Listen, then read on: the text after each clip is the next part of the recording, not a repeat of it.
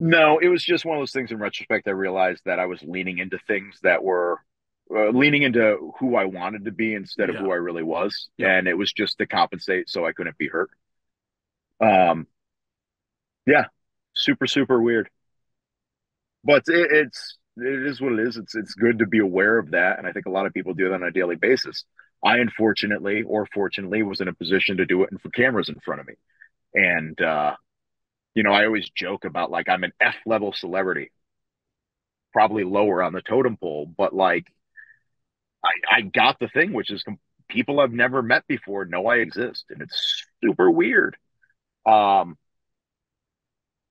and again, it's just I was given the opportunity to live a life I never thought I'd have, and thankfully, as an adult version of me, I balanced everything out and come to terms with a bunch of things, and can now help out the next generation of professional wrestlers, uh, being on camera, behind the camera, or just as someone who's, hey, let me tell you about my faults and let me tell you about how you can grow beyond the person you are today and evolve and be something better. Wrestling celebrity is such an interesting thing because you just brought it up, and it's something I've always thought about but never really verbalized or talked about because you know you talk like even like take somebody in WWE right now, Seth Rollins, for example. He's on TV in front of 1.5 to 2.5 million people per week, depending on how good or bad the week is, right? You look at most other TV shows, and most other ones aren't even that close. But if you ask the average person, even those in wrestling, they'll be like, oh, he's just a wrestler, he's not a celebrity. But if you think about it, he's being viewed by so much more people than most Yeah. actors are and have You such go a through the toy aisle and there's action figures yeah, of them and everything like that. social Yeah, media like following so much bigger. they are so it's one of those things where it's like what kind of celebrity are you going for? Are you going for somebody who you see in a major motion picture or this, that? Or are you going for somebody as far as like a random person on the street knows you exist? Yeah. If it's a random person on the street knows you exist, like wrestlers are big time celebrities. I'm just very low on the totem pole and I'm not. So it's just like, and the thing that always reminds me of this is like, I work for a legit musical Rock star, yeah.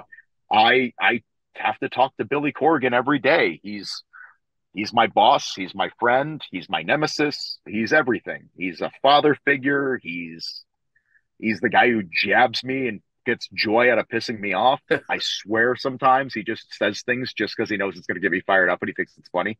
Um, but I always remember like this dude, random people know him.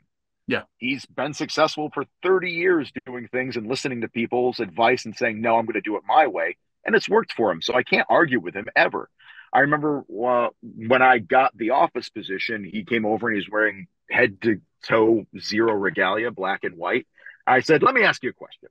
I was like, this is this just something you could buy or is this something you had custom made for yourself?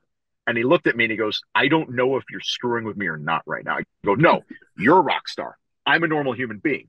I would never dress like this. But for you, is this you? Or he goes, Kyle, what kind of asshole do you think I am? This stuff is available on the website. I'm wearing it so people will buy this stuff. He's like, you think I would just have this made for me custom? I was like, I don't know. You're not a human being. You're a rock star. He's like, ugh.